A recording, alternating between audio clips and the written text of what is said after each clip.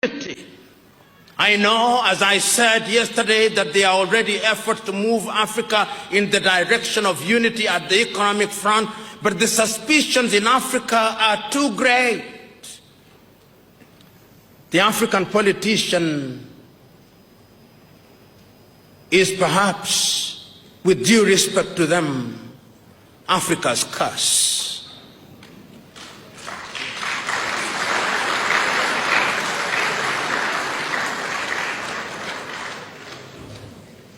The day the African politician realizes that the occupation of political office and political space is one of servant leadership, that is the day Africa will begin to move in the right direction. The day the African politician realizes that the occupation of public space and public office is an honor and a privilege, that is the day Africa begins to move in the right direction. The day the African politician recognizes that the occupation of office is not one for the privatization of public wealth, that is the day Africa will begin to move in the right direction.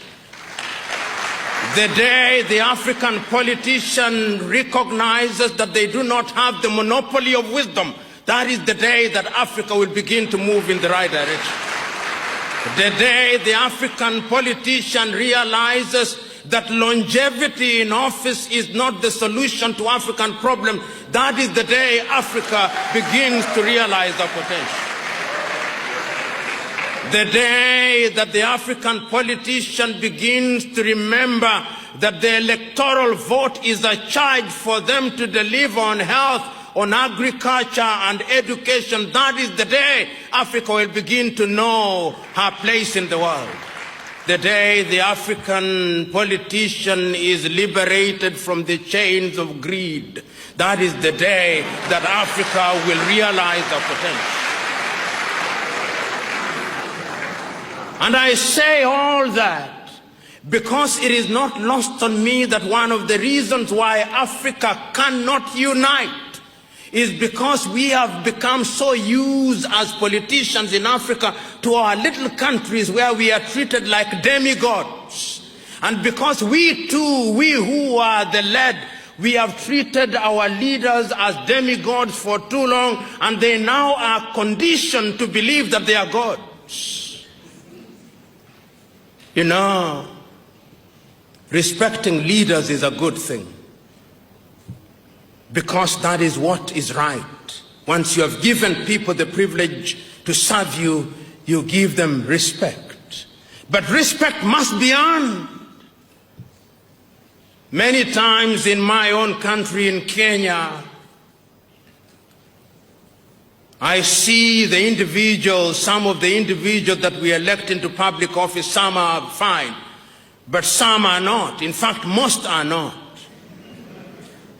And in my rural village, they elect some semi-illiterate individual who everybody knows is semi-illiterate, and everybody knows he is not wise.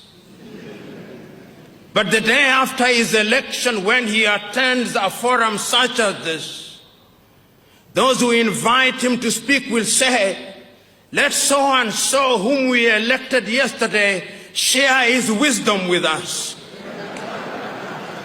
And I want to assure you that there is no magic in the ballot box. If you are a dunderhead, the mere fact that you have been elected does not convert you into anything. You just remain an elected dunderhead.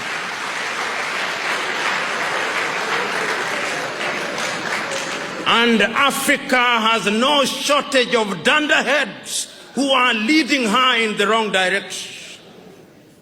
The direction of disunity.